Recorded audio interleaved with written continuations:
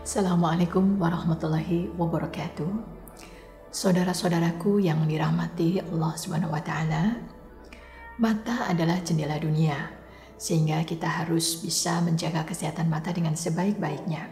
Namun demikian, mata juga tidak terlepas dari penyakit-penyakit yang bisa mengenai.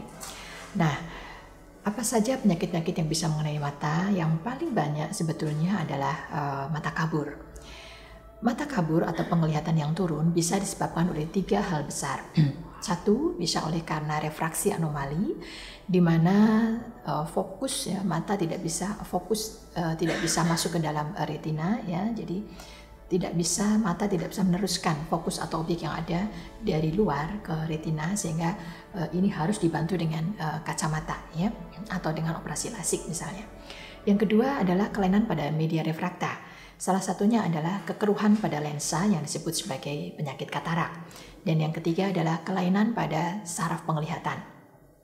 Nah, dari berbagai macam penyakit itu, saya ambil satu contoh penyakit katarak. Merupakan penyebab kebutaan pertama ya di Indonesia, bahkan di dunia. Dan penyebabnya adalah kekeruhan pada lensa. Ya, kekeruhan pada lensa ini bisa dikarenakan karena kelainan bawaan. Jadi pada bayi lahir pun itu juga bisa terkena katarak. Kemudian bisa juga oleh karena penyakit diabetes mellitus, itu juga bisa menyebabkan katarak.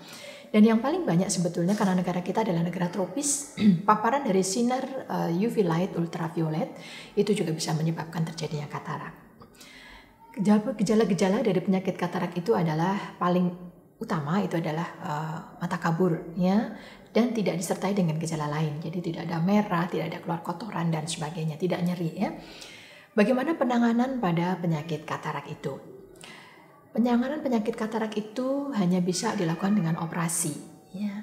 Sekarang ini dengan kemajuan teknologi, operasi katarak bisa dilakukan dengan menggunakan luka atau sayatan yang kecil ya. Kalau dulu dengan menggunakan insisi atau sayatan yang lebar, kemudian lensa dikeluarkan secara utuh.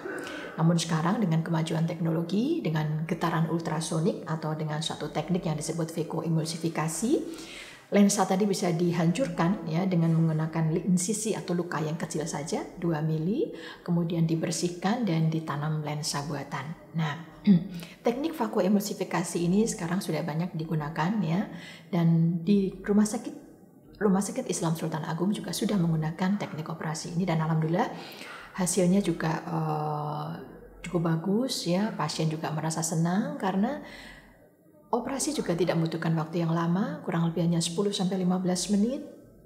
Kemudian tidak perlu rawat inap. Besoknya pasien bisa beraktivitas seperti biasa.